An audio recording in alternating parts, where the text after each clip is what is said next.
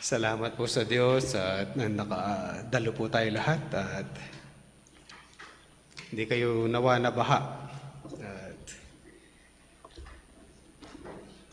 kala ko hindi po ako makakapag-preach this Sunday dahil dinaanan namin mismo yung bagyo kung nasaan siya. At idinaan po ng piloto sa taas ng bagyo yung aming eroplano. Kaya tuwan-tuwa po kami sa turbulence. At akyat baba kami sa ere. At nakakatuwa lang, para kang nasa Ferris wheel. Buti walang signal, di po ako makapag-message, baka hindi ako makarating this Sunday. At nagbibiroan kami kung kami babagsak at saan kami babagsak na lugar. But anyway, it's good to see you po. At naging mapayapa po tayong lahat at nawa hindi po kayo nabaha. Buksan niyo po inyong mga Bibles sa 1 Corinthians chapter 1.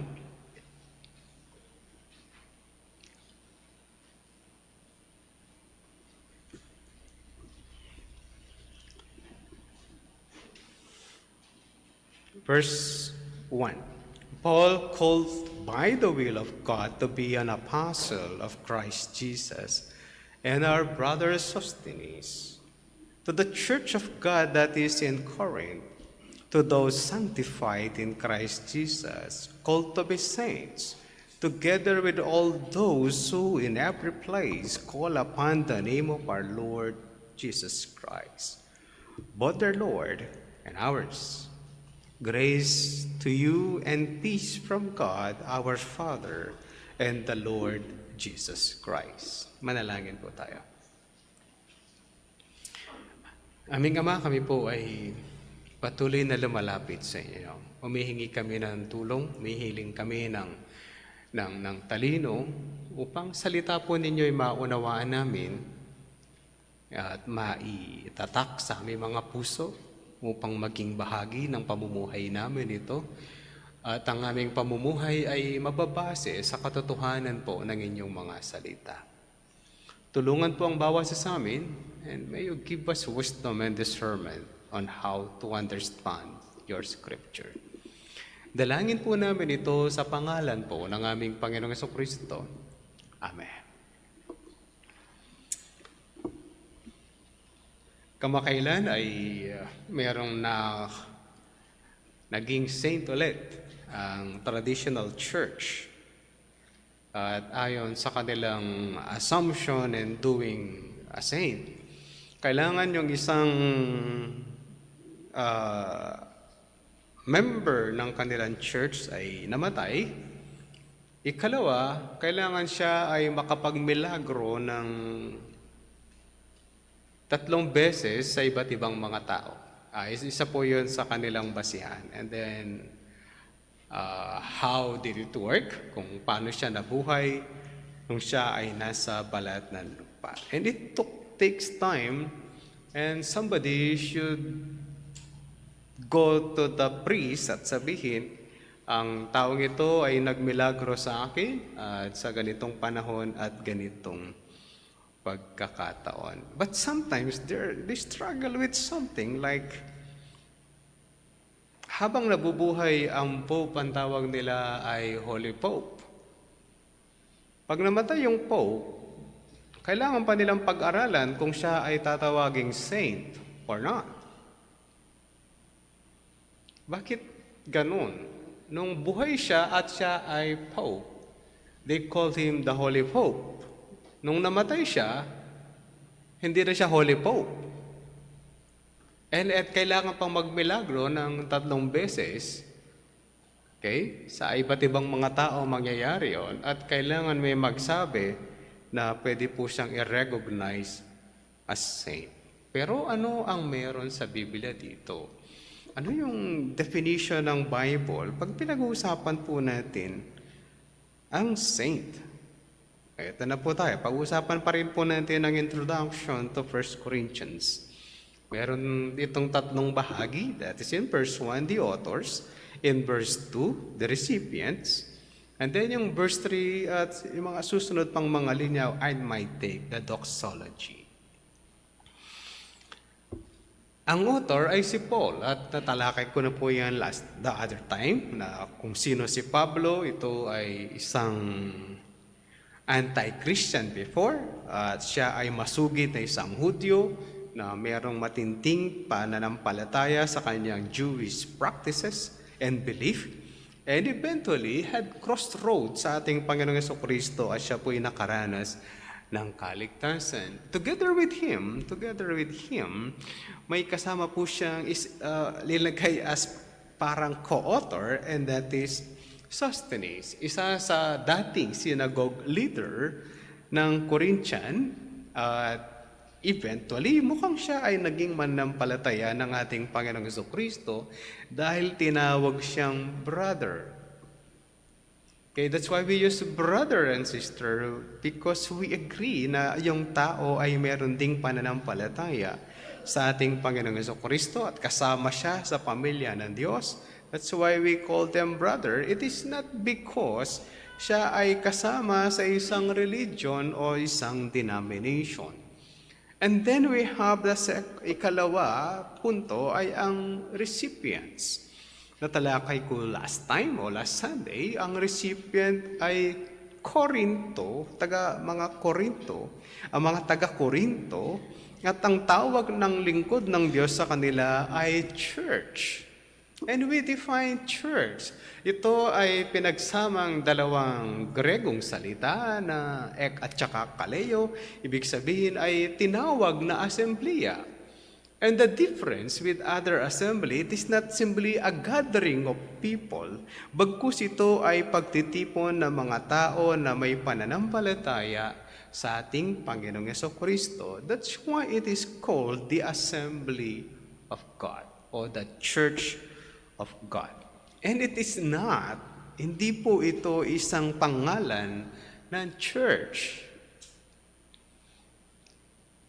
Kaya nga yung gamit po ng pagkakalinya ay hindi niya linagay na the church of God na capital, but bagkus ang pagkakalagay nila ng mga translators ay small c, church. Ibig sabihin, hindi po ito isang pangalan. Kapag pangalan, it should be capital. Kaya kung title po yan ng simbahan, it should be capital. But hindi po siya nilagay na ganon. Ito yung assembleya ng mga mananampalataya na nakatira sa Corinto. And the Bible has some illustration. Nagbigay po siya ng mga paghahalin tulad patungkol sa simbahan, katulad ng templo, katulad ng pamilya, katulad ng katawan. We have our own differences. Meron tayong mga pinagkaiba-iba, pero pinagsama-sama tayo ng Diyos for us to glorify God and sanctify each other for the glory of God. Kaya kahit anong isipin natin, Pastor, minsan yung tendency ng mga tao, Pastor, meron akong ayaw doon sa church, I will leave the church. And what will happen? Kapag meron kang ayaw sa isang assembleya and then you leave, what we could accomplish? Anong ma-accomplish natin kapag meron tayong mga ayaw sa isang simbahan and then we leave? Anong ma-accomplish natin in the end? Wala. Kung lahat tayo mag-aayawan sa isa't isa with our prejudices, ilang kaya matitira dito sa building? Pastor, ako ayoko yung ganito. Hindi, naalis ka. Sabi ng isa, Pastor, ganito, ayoko yung ganito. Aalis. Sino matitira dito? Lahat tayo, meron tayong ayaw. Baka sabihin, hindi, Pastor, ako lahat, gusto ko lahat. Kayo naman huwag na tayo magplastikan dito. Alam natin, meron tayong mga preference na sometimes hindi siya nasasatisfy sa kalagitnaan, but why is it, ilagay ka ng Diyos. Ilagay ka ng Diyos doon for you to be sanctified at ikaw ay makatulong din para sa iba na sila ay lumago sa kanilang pananampalataya. That's why differences o pagkakaiba ng mga mananampalataya ay inilagay talaga doon sa church. And that will be discussed more pagdating natin ng chapter 12, 13, and 14. But the illusion, o yung paghahalin tulad na church, a temple, is the rocks were different. Magkakaiba yung mga bato sa katawan, magkakaiba yung parte, but all things work and function.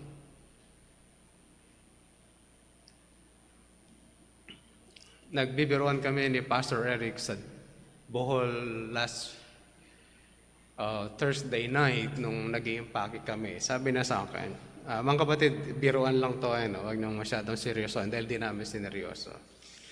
Sabi na sa akin, Pastor Babad, sa susunod, habang nag-iimpake kami, sa susunod ako na lang mag-MC. Sabi, bakit? Sabi ko,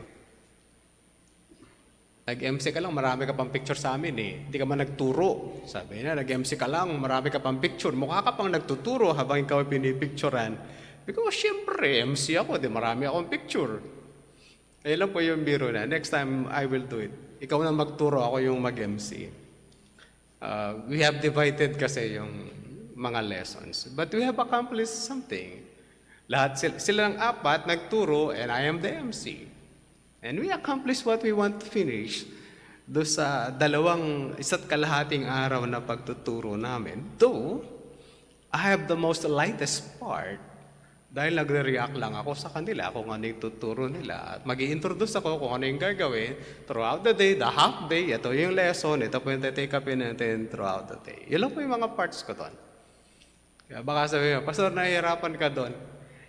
Nahirapan ako sumakay ng tricycle, pero hindi ako nahirapan doon. Kasi sa tricycle, 5 yung nakasakay.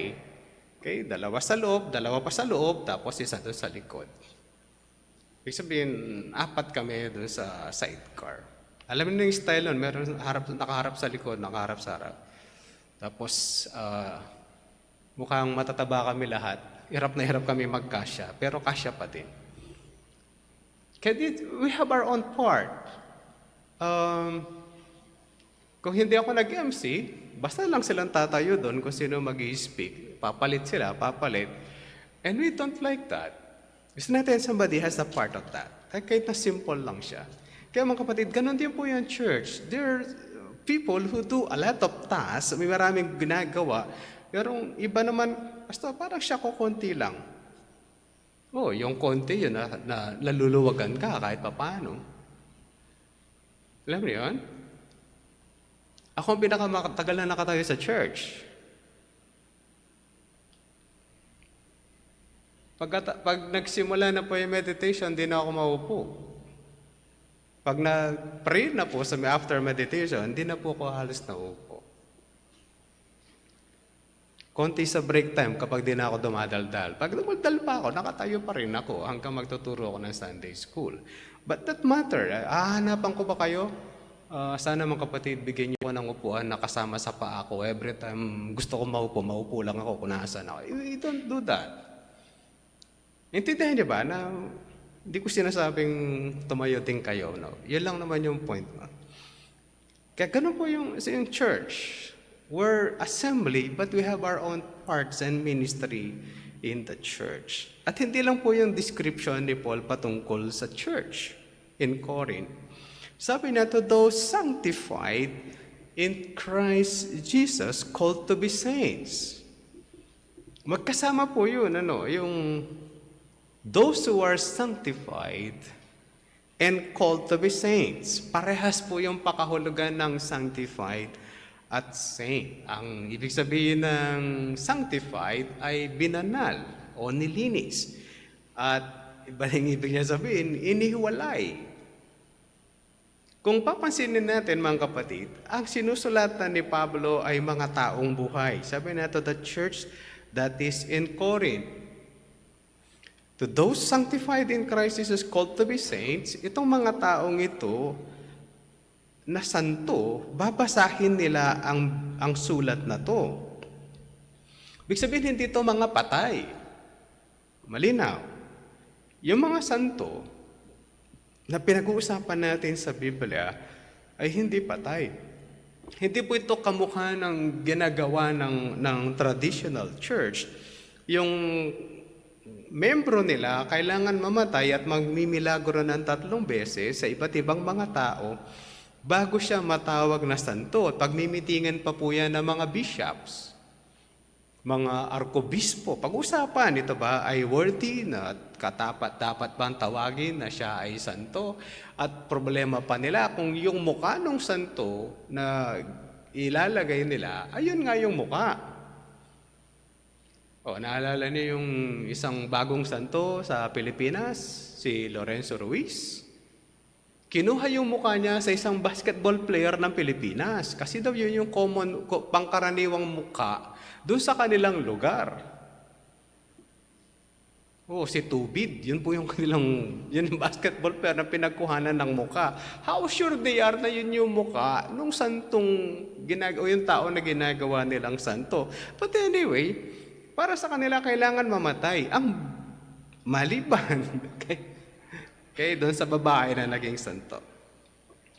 Pero to mga kapatid, malinaw na yung mga mananampalataya ay itong mga binanal ng Diyos ay tinatawag silang mga santo. Babasahin po nila to. O dili kaya may magbabasa at may makikinig. Maliban na mayroong nagbabasa at kausap niya lahat patay at kaluluwa lang ang nandoon at nakikinig sa kanya. Hindi po ganito mga to. Ito yung mga buhay ng tao na makikinig at makikiaral sa salita ng Diyos o sa sulat na to. At pag-uusapan nila yung mga mali at tama nilang ginagawa habang sila'y nabubuhay sa lugar ng Korinto. Intindihan po natin. And then ang tawag sa kanila ay sanctified, binanal. Pag sinabing binanal, they were being hinihiwalay. Or kaya nilinis at binanal at nilinis ng Diyos. Pag sinabi nating binanal, they also called holy, hiniwalay sila para sa kabanalan. Ang pakahulugan nila dito, mga kapatid, ay definitive sanctification. Ang ibig sabihin ng definitive sanctification ay yung araw na ikaw ay nanampalataya sa ating Panginoong Jesucristo, ikaw ay inihiwalay na ng Diyos at tinawag ka na ng banal. At paano nagiging banal? O paano nahihiwalay ang isang tao? O paano siya natuturing na banal? Siya ay dapat ay bayaran ng sacrifice para siya ay itratong banal. Positional definitive sanctification, ikaw ay itatratong banal ng Diyos. Ano po? Ang Diyos mismo magtatrato sa iyo na ikaw ay banal sa kanyang harapan. There should be somebody who will pay for that. In the Old Testament, ganito po ang nangyari sa Genesis. Samahan niyo ako sandali. Genesis chapter 3.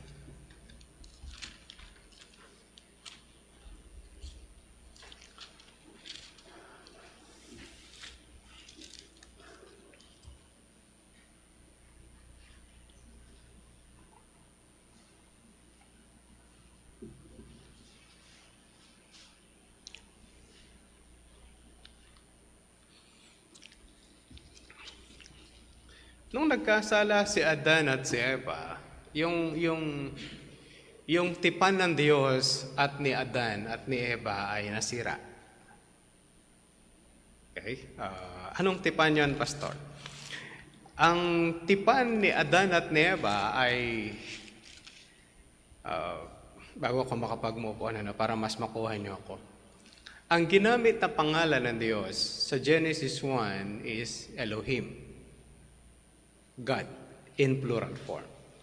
Sa chapter 2, ang pagkagamit ng pangalan ng Diyos, hindi na simple Elohim. Pansinin niyo mabuti yung Bible po ninyo. Ang pagkagamit sa pangalan ng Diyos o sa Diyos sa chapter 2, hindi na po siya simply Elohim. Lampasan niyo na po yung 1 to 3 kasi part po yan ng creation. In verse 4, sabi niya, "These are the generations of the heavens and the earth when they were created, in the day the Lord God made the earth and the heavens. Napansin niyo ba yung pinagkaiba? Doon sa una, sa chapter 1, ang gamit, God made the heavens and the earth. And God said, let there be light. And there was light. God said, maghiwalay ang tubig, magkaroon ng langit sa pagitan. And they call that sponge. Hanggang aabot po kayo ng chapter 2, ang nakalagay is, God rested on the seventh day. Pansin niyo ba? Ito yung pinagkaiba. Pagdating niyo sa verse 4 ng chapter 2, iba na yung pangalan, iba na yung pagkagamit. The Lord God, which means a covenant title of God. At ito rin yung sinabi na sa mga Israelita dati. Ang pangalan ko ay Yahweh, a covenant name of God. Pangalan ng Diyos na ginagamit niya kapag siya ay nagsasabi ng kanyang tipan sa kanyang mga tao. Dito, ang tipan ng Diyos kay Adan is Adam will obey the Lord and he will return in God's presence. Mananatili siya sa hardin. Pero nung nag-disobey siya, pinalaya siya sa hardin. That's the Adamic covenant. Ang tipan ng Diyos kay Adan, you obey my law. At isa lang yun, and you will retain in my presence. At mananatili siyang kasama ng Diyos sa hardin. With every fruit, okay, na meron sa mundo ay nandun sa hardin. O, di ba ang saya? O, pag gusto mo ng mansanas, meron. Pag gusto mo ng bayabas, meron. Pag gusto mo ng saging, meron din. Nandun lahat sa hardin. At meron ding dalawa, at isa lang ang pinagbawal, the tree of the knowledge of good and evil and the tree of life. To retain in the covenant of God, in God's presence, Adam should obey the Lord on a simple rule. Thou shalt not eat. Kaya lang nalabag in chapter 3. Kaya nagkaroon ng sin. At ang paborito natin, chapter 3, we keep on blaming God, the wife you gave me, sabi ng lalaki. Sabi ng babae, the serpent deceived me, and I sinned, and I ate. Magkaiba sila ng lalaki, no? Yung lalaki, nagbe-blame siya, but yung babae, mayroon siyang, alam mo yun, I was deceived, and I ate. Si Adam, the woman you gave me. Si Eve, I was deceived. Pinagkaiba, ano? Kita nyo, yung humility ng babae, tsaka yung yabang ng lalaki, magkaiba. No, kaya yung mga lalaki, mayayabang pero pag binasa mo yung problema nila ito, laki-laki. You know, there is something change. Yung Genesis 3:15 defines yung paninggag, anong mangyayari para matalo yung ahas, and that is the seed of the woman. Pero meron pa silang ibang mga parts na meron dito. In verse 20, sabi niya, chapter 3 na po ako, baka magkakawalaan po tayo. The man called his wife Eve, his name Eve because she was the mother of all living. May si Adan ay meron siyang separate definition with Eve. Tatawagin daw siyang Eva dahil siya magiging nanay ng lahat ng mga buhay. Alam niyo ba how that implies? Na si Eva ay magiging nanay ng mga buhay. Yun po yung propesya doon sa 15, your offspring, yung lipi ng ahas na mga patay, at yung lipi ni Eva na mga buhay. The unbelievers and the living believers. Hindi pa po yun yung aking highlight. Verse 21. The Lord God, the covenant Yahweh God, Yahweh Elohim, made for Adam and for his wife garments of skin and clothed them. Para, baka tanay Pastor, hindi ba enough ang dahon para takpan sila. Kung tutuusin po natin, that's enough. Kapag panahon po ng mga linggo-linggo ng mga sa paaralan, meron nagdadamit ng gulay, nutrition man, ng mga miss na mga elementary, nakawawa sila, dami-dami. Yung iba, yung balat ng mais. It can work. Pastor, kung tatakpan lang ba, enough siya? Yes!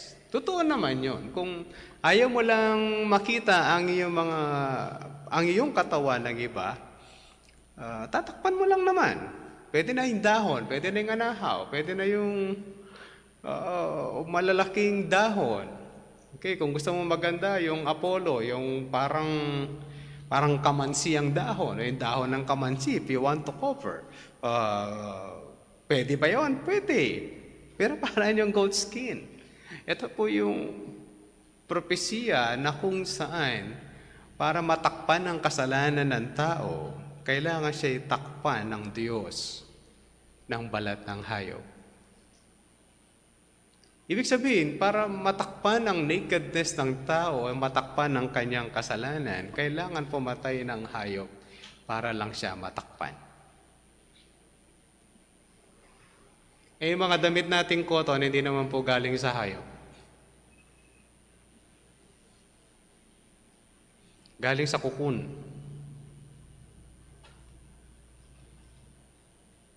Tahanan ng wood.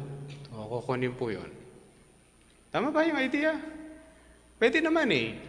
Pero yung idea, bakit gagawa pa ang Diyos at kukuha pa siya ng animal skin to cover? Ito po yung para pagtakpan yung kasalanan ng tao. Takpan yung kasalanan ng tao in the eyes of God. Kailangan ng pagpatay ng hayop to make a covering for man. Ganon din po tayo. Para matakpan ang ating mga kasalanan, kailangan ng may papataying hayop para sa atin. Kaya lang, sabi ng Hebrews, the blood of animals is not enough. Hindi sapat ang dugo ng hayop para takpan ang ating mga kasalanan or linisin ang ating mga kasalanan. Ang panglinis dapat ay yung, dahil tao nagkasala, ang panglinis din natin ay dugo ng tao. Tao nagkasala, dugo ng tao din ang pambayad. Samahan niyo po ako sa Hebrews. Layuan niyo na po yung Genesis 3. Dahil yata hindi ako nagkaklase ng Genesis, na-miss ko na tuloy. Sa Genesis 10, verse 5, para ma-elaborate ko lang po.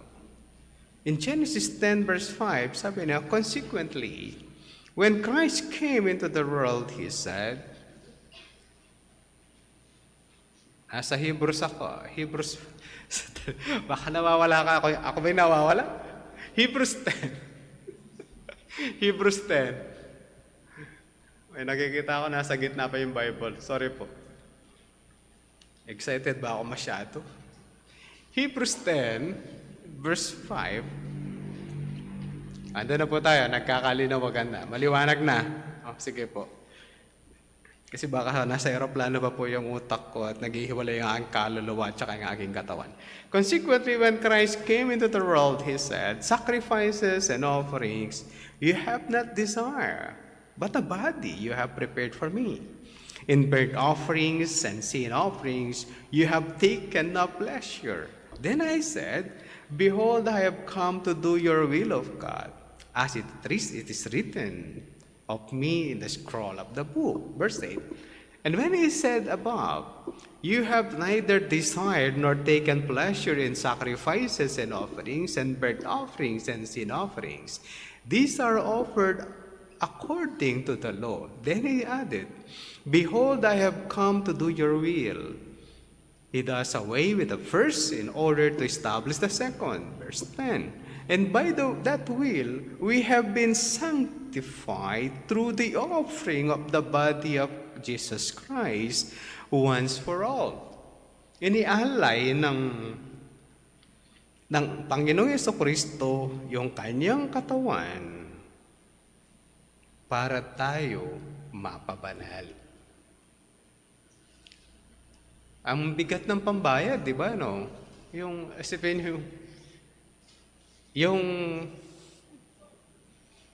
kung ang mundo ay 6,000 years old at mula ngayon is 2,000 years pabalik para makarating tayo doon sa Jesus Christ.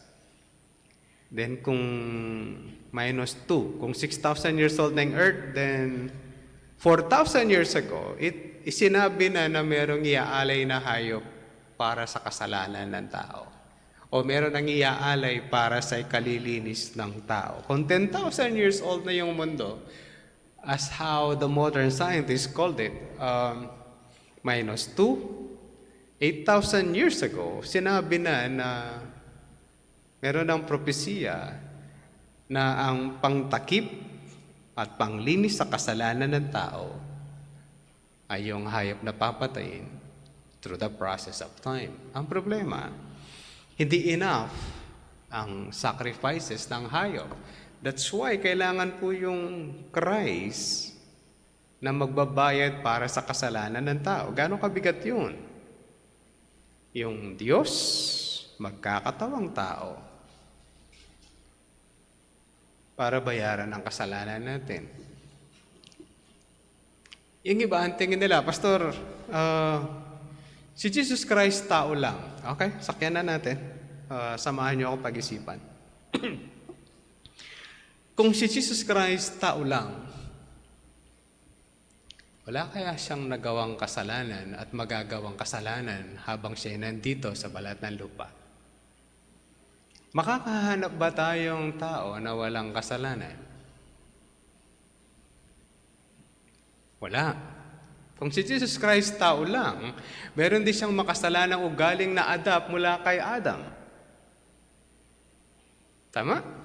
Kung meron siyang na-adapt na kasalanan at pagiging makasalanan ni kay Adan, then meron siyang magagawa at magagawang kasalanan dahil meron siyang sinful nature. Kasama sa kapanganakan niya yon. Kaya kung tao lang si Jesus, malamang-lamang may nagawang kasalanan yun. Kung may nagawa siyang kasalanan, hindi siya acceptable na pambayad. Kasi marumi din siya. Dahil ang sabi ng aklat ng Isaias, kabanatang 64, kung sino man ang pinakamabuting gawa ng tao ay maruming basahan sa harapan ng Diyos. It's not enough. Kaya sabi ng iba, Pastor, kung hindi ba ang Diyos ay Diyos? Sabi ng Bible, si Jesus Christ tao. Ganito lang kasimple yon. Ang Diyos hindi ba niya kayang magkatawang tao? Kung most almighty and powerful ang Diyos, hindi niya kaya. Pag hindi niya kaya, mahina yung Diyos. Nagawa niya nga yung Adam mula sa alabok at isinusped niya ang buong galaxy sa outer space at pinapaikot niya ng 200 miles per second square. Ba't hindi niya kaya magkatawang tao? Tapos, pag tinanong mo yung mga scientists, di ko alam paano nila discover na merong million of galaxies. Siyempre, assumption po yung karamihan. Kung meron million of galaxies na umiikot sa universe at isa lang ang Milky Way na kung nasaan ang solar system natin at yung Earth, ang galing, di ba? Di sila nagbabanggaan. Ganon siya kagaling. Ba't hindi niya kaya magkatawang tao? Kahina naman. Naintindihan niyo ba ako? Yung idea, mga kapatid. Kaya lang, para lang ma-prove na tao lang siya, yung pinapakita na mahina yung Diyos nila, di na kaya magkatawan tao. Masyado mahina yun. Pipitsugin ang Diyos mo pagka ganon.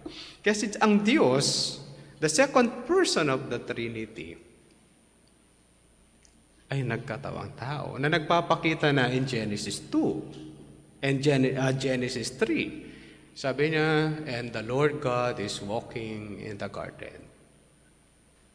It might be the second person of the Trinity. It might be the Lord Jesus Christ. Siya daw ay nagkatawang tao para mamatay, ialay ang kanyang buhay para tayo mapabanal. Ganon po kamahal ang sanctification.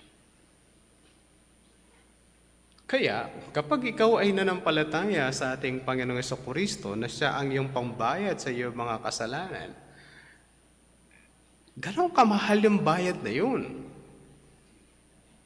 Kung mananampalataya ka, pag sinabi ako ayoko, o di wag. Who you? Sino ka ba? Bisa nakala lang iba ako yung maniwala, o di wag. Pero isa lang ang sigurado, pupunta kang impyerno pag namatay ka. It's not a joke. Gaano kasigurado yun? Tingnan niyo lahat ng propesya ng Biblia. They were perfectly fulfilled. Wala nagkamali.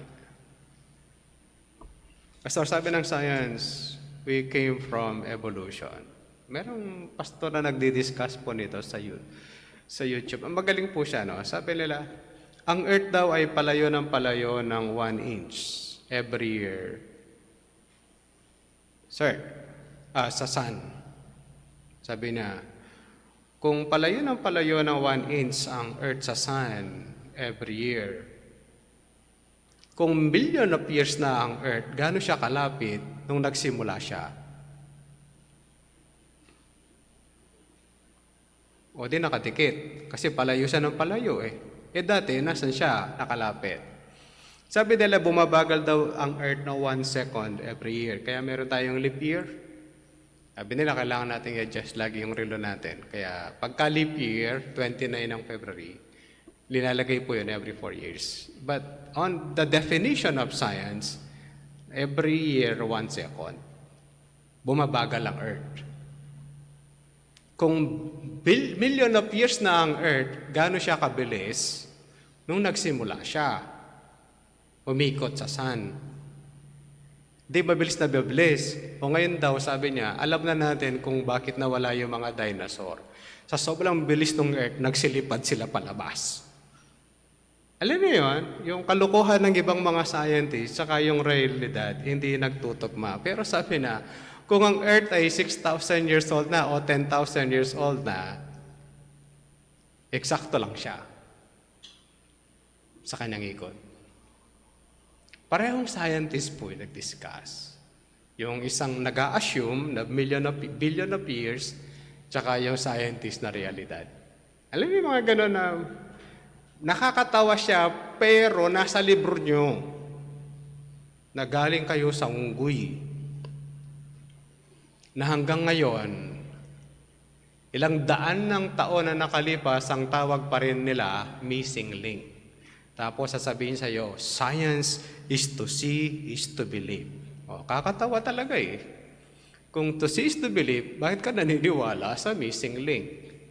Kasi pastor, missing. O, ba't ka nga naniniwala? Missing nga. Kung totoo siya, hindi siya missing link. It should be connected. Kaya lang hindi nila makonect. Kaya para lang ma-agree tayo, kasi missing link siya, hindi siya matugma. Yung mga nakita nilang, na-discover nila na tinapakan ng dinosaur. Alam niyo ba na meron din tapak ng tao sa tabi nun? Meron. Kaya lang, ang ikakamera lang nila, yung tinapakan ng dinosaur, yung step ng tao hindi sinasali, para mapatunayan na una yung dinosaur bago yung tao. Pero sa Mount Everest, meron nadikit sa mga kuweba na mga clam. Paano siya napunta doon? Umakyat yung tulya. No, because of the flood, nailagay sila to. May flood, sabi ng Bible, may flood. Kaya mga kapatid, ganun kasigurado yun. Pag sinabi ng Diyos, there is hell. Pag hindi ka nanampalataya sa pambayad ng iyong kasalanan, at para maibalik yung covenant relationship natin sa Diyos, kamukha ng covenant relationship ng Diyos kay Adan, mahihiwalay tayo sa Diyos for eternity. Dahil ang gusto ng Diyos, may ibalik ka doon sa relationship, kasama mo ang presensya ng Diyos.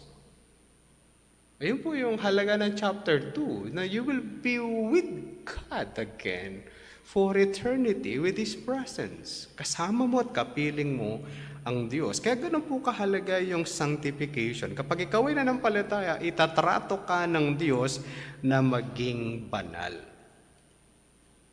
Bago natin ma-abuse, ito yung mga ina-abuse po ng mga iba. Akala ng iba, Pastor, pag ako'y nanampalataya, kahit gumawa na ako ng kalokohan, o di okay na. Di ba? Mga kapatid, hindi pwedeng ganon.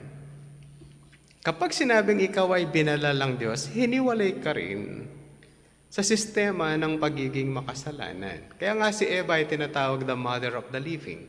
Maghihiwalay ka sa sistema ng mundo. Yun po yung ibig sabihin ng sanctification. Maghihiwalay ka sa pamamaraan ng sansinukob. Alam niyo ba na mayroong panawagan last Sunday na ang born again ay magrarally at magsusot ng puti? Hindi na alam?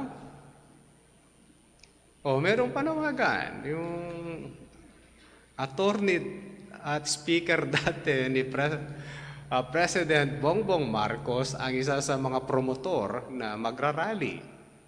At in-announce sa isang malaking grupo ng pastor sa Cavite, the Lion of Judah, nananawagan that they will go on rally ng Sunday. Sabi ng isang nagbo-vlog sa TV, sa Facebook, saan yung mga pastor? Ba't di sila nagsasalita? Sa Amerika daw nagkaroon ng change. Dahil pinasimulan ng mga pastor yung rally. Bakit ka magrarally ng Sunday? It is the Lord's Day. Ba't Sunday mo ilalagay kung magrarally ka? Kalawa, hindi lahat makukuha sa rally and you can pray for it. Tama ba? Kung nag-rally tayo, ano sinunod natin? Yung kagustuhan ng iba na hindi nagsasalita yung mga pastor, dapat magsalita. At kagustuhan ng gustong i-take over ang gobyerno ng iba. Kaya nagbayad sila nung maninira ng kung ano-ano doon, hindi kasama sa totoong nagrarally.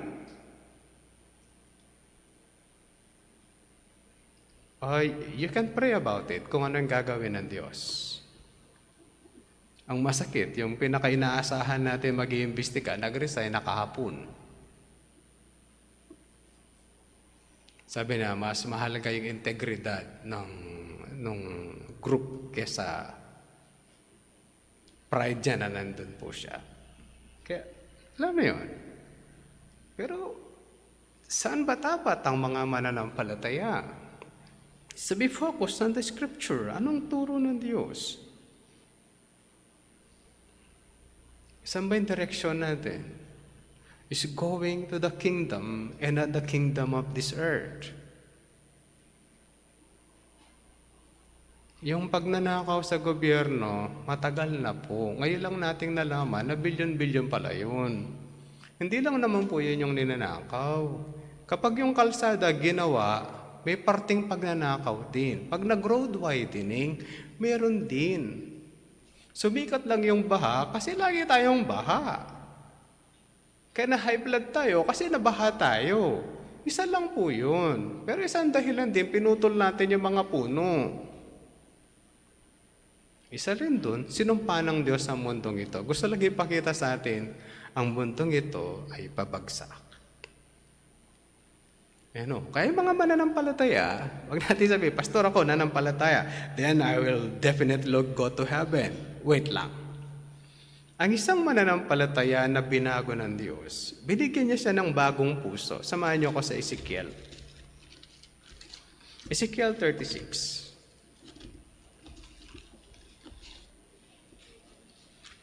Bago po ma-abuse, marami po kasi nag-a-abuse, Pastor, one save, eternal save. It is true.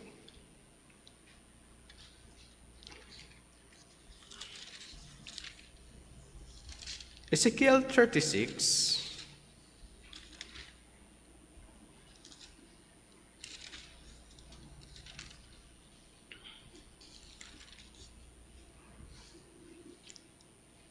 verse 26.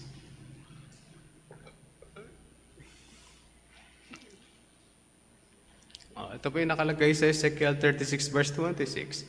And I will give you a new heart and a new spirit I will put within you, and I will remove the heart of stone from your flesh and give you a heart of flesh. Ano mangyayari? May pagbabago sa isang tao na mayroong pananampalataya sa ating Panginoong Jesucristo. Your system should be changed. Kapag walang nagbago sa iyo through time, hindi totoo ang pananampalataya mong ginawa nung nauna. Kapag walang change, mga kapatid, it is not a short na, Pastor, may klibang panahon yan, okay na. No, it's a continue believing. Ayun po yung nakalagay sa John 3:16. Whosoever believes is a continued believing. Tuloy-tuloy na nananampalataya at naniniwala sa kanyang Panginoong Jesucristo. When you stop believing, baka fake ang iyong belief nung una. Ikalawa, kung walang change, hindi totoo ang sanctification na nangyari sa iyo nung una, nakikigaya ka lang sa sistema ng mga mananampalataya ng church where you serve. There should be change. Marami na ako nakita na nanampalataya daw sa ating Panginoong Jesucristo. They pass the interviews. Pero yung change wala. Yung desire to read the Word, nagbasa sila before the interview. After that, did not read again. At nawala sa church. Nawala sa mga churches. Yung mga tao, they follow the rules of the church, but did not have a changed heart. Madaling dayain ang interview. Ikaw ba'y nananampalataya sa ating Panginoong Jesucristo? Sagot sa'yo, yes. At kayang sabihin lahat ng definition ng theology kung kaya niya, mayroon mga ganun. But eventually get lost. Bakit? Because they did not continue and believing at yung original na sanctification na ginawa sa una might not be at baka hindi nanggaling sa Diyos in the first place. Kaya nga mayroon nakalagay sa Bible, he that endures to the end will be saved. When you stop on that, nag-stop ka sa believing, nag-stop ka sa true act of reading, hindi ka dapat pinipilit magbasa, it should be natural. Hindi ka pinipilit magsimba, it should be natural. Kapag yun hindi natural sa'yo, then yung una mong ginawa na sinabi mong nanampalataya ka, I don't believe it is true. Fake. It should be continued. It's good to check our lives. Am I sanctified at first? Do I have a changed life? Kaya iba sabi nila, ako pastor, pag nanampalataya, once saved, eternally saved. That's true. But there should be change. Pag walang change, walang nangyari in the beginning ng buhay mo. Naintindihan po natin, o nakikigaya lang tayo kung ano ginagawa ng pangkaraniwan. Kapag nakikigaya lang tayo sa pangkaraniwan, we're missing the point of salvation. Naintindihan po natin. Kapag meron mga nawawala, let's see first. Did they truly believe at may change? At ang desire nila to be with God in heaven. Hindi yung pangarap natin, haayos ang Pilipinas. Hindi.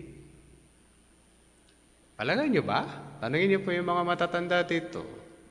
What did they saw in the past and at present? Na-report lang. Sabi nung kakilala kong engineer na matanda na, nung pastor gumagawa kami ng mga housing, yung mga bliss. Ang budget namin dapat 20 million. Ang budget lang nakalagay sa amin is 2 million. Yung 18 million, bibigay namin doon sa politician. Mas malala yun. 20 million, 22 million lang ang gagamitin para itayo yung mga bahay sa Bliss. Alam na mga elementary ang Bliss, pabahay ng gobyerno para sa mga manggagawa ng gobyerno. Bliss ang tawag. May meaning po yung Bliss. Sabi ng engineer na dati kong kapitbahay sa Ungkit, sabi na, Pastor, galing ako sa Bliss. Oo, di marami ka nang ginawang bahay. Oo, 20 million ng budget. 2 million lang ay papagamit sa amin para gawin yung mga bahay na Bliss. Ibig sabihin, kung 10 yun, yung 2 million, hahati-hatiin nila, may tayo po yung mga bahay ng Bliss. Yung kaklase ko nakatira doon dati. At alam ko yung itsura, kung anong itsura. Totoo nga. And I agree with him na low cost masyado yung pagkakagawa. Noon pa yun. Noon pa yung corruption. Noon pa yung papatayin mo yung karibal mo para ikaw manalo. Cain style. Pinatay si Abel para siyang manalo. Talo pa din sa harapan ng Diyos. Naintindihan po natin, hindi po yun yung pangarap natin. Ang pangarap natin, to be with the presence of the Lord and His kingdom. Naintindihan po natin yun? Yun yung pangarap natin. Hindi po yung aayos yung Pilipinas. Nawa, umayos nga to the best it could. Pero wala pang nakulong. Kung ilan na taon na tayong Pilipinas, wala pa nakulong na politiko dahil doon. Wala pa. Dahil hindi yan tayo, we don't speak because hindi yan ang pangarap natin. Ang pangarap natin is to be with the Lord, to the new heaven and the new earth. Kaya yung bayad po para ikaw ay maging banal, ang Diyos magkakatawang tao para bayaran ka. Yung dugo ni Kristo, ang pambayad para sa iyong kasalanan at sa akin. At sa iba pang mananampalataya, hindi ito yung nananampalataya ako kay Kristo, mahal ang bayad noon. Diyos magkakatawan tao para bayaran ka. Ganun ka mahal. Ngayon, kung tatanggihan mo yon, ako ayoko, o di wag. Sino ka ba? Isa ka lang alabok sa balat ng lupa na ipanggagatong sa kumukulong asupre sa impyerno. Kung ayaw mo, wag. Maghandaan mo ang impyerno mula ngayon. Mag-practice ka na. Kapag ka April, subukan mo nang ilagay-ilagay yung kamay mo doon sa apoy and you have a taste of it. And that is hell. Hanggang kailan yon? Simple lang. For eternity. But God, ang Diyos, nagbigay ng libreng pambayad para sa atin. Siyang nagbayad, kaya libre sa atin. Kailangan mo lang maniwala at manampalataya sa ating Panginoong Jesucristo. Manalangin po tayo. Panginoon, salamat po. Salamat at ibinigay ninyo ang second person of the Trinity para bayaran po ang aming mga kasalanan. We don't deserve it. Pero binigay niyo po siya para sa amin. Hiling namin ang bawat sa amin na narito na magkaroon nga kami ng pananampalataya sa aming Panginoong Jesucristo. Hiling namin na magkaroon kami ng pananalig at patuloy na paniniwala sa pambayad na ito. Mahal. Para bayaran ang mga undeserving, hindi karapat-dapat. Pero nawa, ang lahat na nandito magkaroon po ng totoong pananampalataya at pagbabago sa buhay. At kami matawag na mga banal at mga santo sa inyong harapan. Hiling at dalangin po namin ang lahat ng ito sa pangalan po ng aming Panginoong Jesucristo. Amen.